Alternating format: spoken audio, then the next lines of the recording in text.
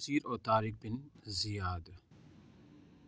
طارق بن زیاد جو تھا یہ موسیٰ بن نصیر کا آزاد کردہ یہ غلام ہے، اور یہ شمالی افریقہ بربر قبائل سے ان کا تعلق تھا، تیونس علاقہ یا مراکش وغیرہ ان علاقوں سے۔ آواز آ رہی ہے میری؟ ہلو،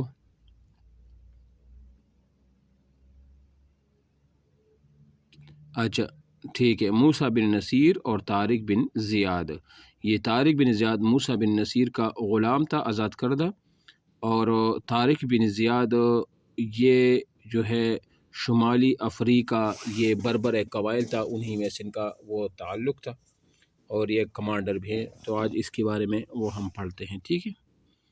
طارق بن یہ ایک سوال آیا تھا پہلے ٹی میں ان کے بارے میں کہ طارق بن زیاد کون سے شمال افریقی کون سے علاقے کا وہ والی رہ چکے ہیں، تو طنجہ ایک جگہ ہے وہاں کا، ٹھیک ہے۔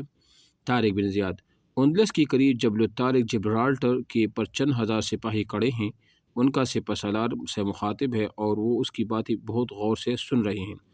پہاڑ کے پیچھے نیچے ساحل سمندر بہت سی کشتیاں جل رہی ہیں۔ سپہ سالار سپاہیوں سے کہہ رہا ہے کہ میرے ساتھ خوب سمجھ لو، اب تمہارے لیے کوئی جائے فرار نہیں، دشمن تمہارے سامنے ہو، سمندر تمہارے پیچھے ہی، پامرد و استقلال کے سوا تمہارے لیے کوئی چارہ کار نہیں۔ یہ دونوں طاقتیں خوبیاں ایسی ہیں جو کبھی مغلوب نہیں ہو سکتی، ان کی موجودگی میں فوج کی قلت تعداد کوئی نقصان دہ نہیں پہنچا سکتی، اور نہ بزدلی، سستی، اختلاف اور غرور کے ساتھ کسی فوج کی کثرت کوئی فائدہ پہنچا سکتی ہے۔ مسلمانوں، تمہارے پاس تمہاری تلواروں کے سوا کوئی اسلحہ نہیں ہے، جبکہ دشمن کے پاس خوراک اسلحے کا وافر ذخیرہ ہے، لہذا اگر تم نے کوتاہی کی اور دشمن پر تیزی سے قابو نہ پایا تو تمہاری ہوا اکڑ جائے گی، اور اگر تم اپنی جانوں پر کھیل جاؤ کامیابی تمہارے قدم چومے گی۔ سنو، میں تمہیں کسی ایسی چیز کی طرف نہیں بلا رہا ہوں جس کو میں خود قبول کرنے کے لیے تیار نہیں ہوں۔ یقین رکھو، اگر تھوڑی دیر کی تکلیف اٹھاؤ گے تو اس کے بدلے میں زمانے دراز تک عیش و راحت سے رہو گے۔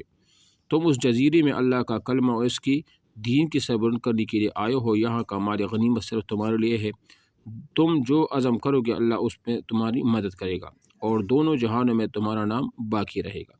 جبکہ فوجیں ٹکرائیں گے تو پہلی تلوار میری ہوگی جو اٹھے گی، اگر میں مارا جاؤں تو اپنے میں سے کسی عاقل اور دانا آدمی کو اپنا امیر چن لینا، مگر اللہ کی راہ میں جان دینے سے منہ مت موڑنا۔ اس وقت دم لینا جب تک یہ جزیرہ فتح وہ نہ ہو جائے۔ آواز آ رہی ہے میری؟ اچھا جی، یہ مسلمان فوج ہے جو عظیم سپہ سالار طارق بن زیاد کی قیادت میں اندلس فتح کرنے کے لیے آیا تھا۔ یہ اندلس جو ہے نا، یہ اسپین کا پرانا نام تھا، اس پر مسلمانوں تقریباً 700 سال وہ حکومت وہ کی ہے، ٹھیک ہے۔ یہ جو طارق بن زیاد کی بات ہو رہی ہے، یہ ولید بن عبد الملک کا دور حکومت تھا۔ کس کا دور تھا؟ ولید بن عبد الملک کا دور حکومت تھا، اور یہ 711 عیسوی کی وہ بات ہے، ٹھیک ہے۔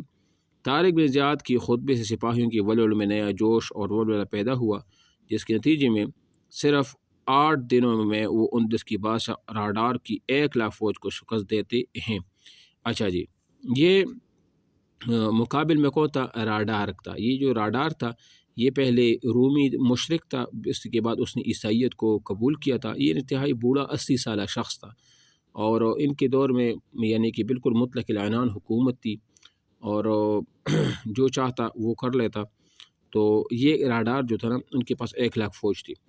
91 ہجری میں اندلس پر اگلے 800 سال کے لیے مسلمانوں کی حکمرانی قائم ہوئی، یعنی کہ 91 ہجری میں انہوں نے کیا کیا تھا، وہ اندلس کو وہ فتح کیا تھا۔ پھر 92 ہجری میں محمد بن قاسم نے کس کو فتح کیا تھا؟ دیبل کراچی کو فتح کیا تھا، ٹھیک ہے نا۔ کیا آپ جانتے ہیں جب طارق بن زیاد سمندر کے ساحل پر اترا تو اس نے ایک انتہائی جرأت مندانہ قدم اٹھایا۔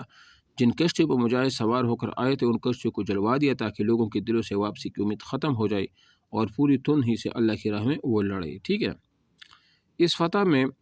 اس فتح اور کامیابی میں فاتح اندلس طارق بن زیاد کا بہت اہم کردار سامنے آتا ہے۔ طارق بن زیاد اسلامی تاریخ کی مشہور شخصیت ہے، آپ کا شمار دنیا کے بہترین سپہ سالاروں میں ہو۔ طارق بن زیاد 50 ہجری بمطابق 640 عیسوی میں پیدا ہوئی۔ آپ کا تعلق افریقہ کی قبیلہ بربر سے، دیکھو بربر قبیلہ سے تھا، تو 50 ہجری میں ان کی پیدائش وہ ہوئی ہے، اور یہ کون سا دور ہے؟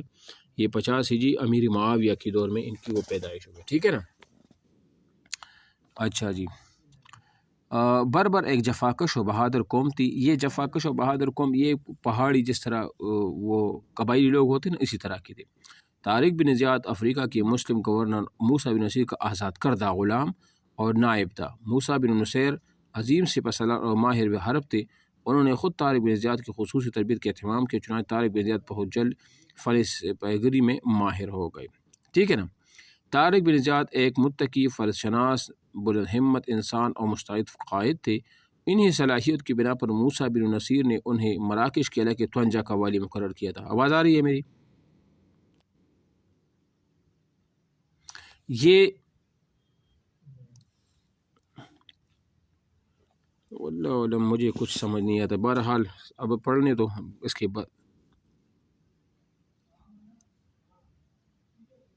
ٹھیک ہے. یہ یہاں پر دیکھیں نا، موسیٰ بن نصیر نے انہیں مراکش کے علاقے تونجا کا والی، یہاں سے یہ سوال انہوں نے اٹھایا تھا اور ٹھیٹی میں آیا تھا، تونجا میں والی مقرر کیا تھا. ٹھیک ہے نا. 95 ہجری میں آپ موسیٰ بن نصیر کے ساتھ دمشق آ گئے اور وہاں قیام کے دوران میں اسی دار فانی سے وہ کوچ وہ کرے. 95 ہجری میں یہ انتہائی اہم سوال ہے کہ کب پیدا ہوئے کب فوت ہوئے. تو 50 ہجری میں پیدا ہوئی اور 95 ہجری میں ان کی وفات ہوئی. یہ انتہائی جوانی میں یہ چلے گئے تھے. ٹھیک ہے نا. موسیٰ بن نصیر کون تھا؟ موسیٰ بن نصیر بنو امیہ کی مشہور خلیفہ ولید بن عبد الملک کے دور خلافت افریقہ اس کی نواحی علاقوں کی گورنر تھے.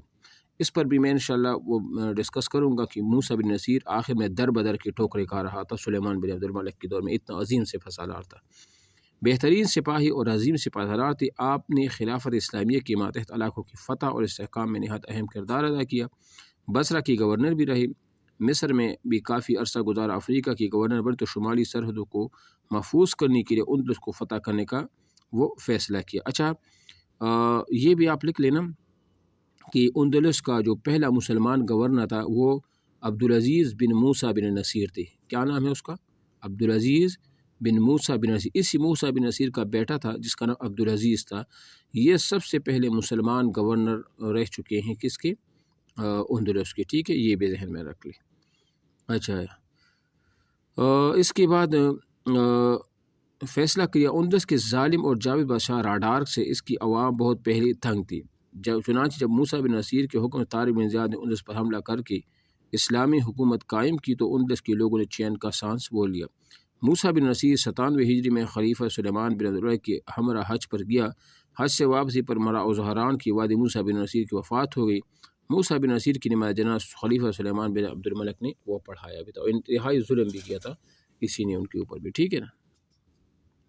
اچھا ابھی مشق جو ہے نا وہ پڑھ لیتے ہیں مشق. ٹھیک ہے.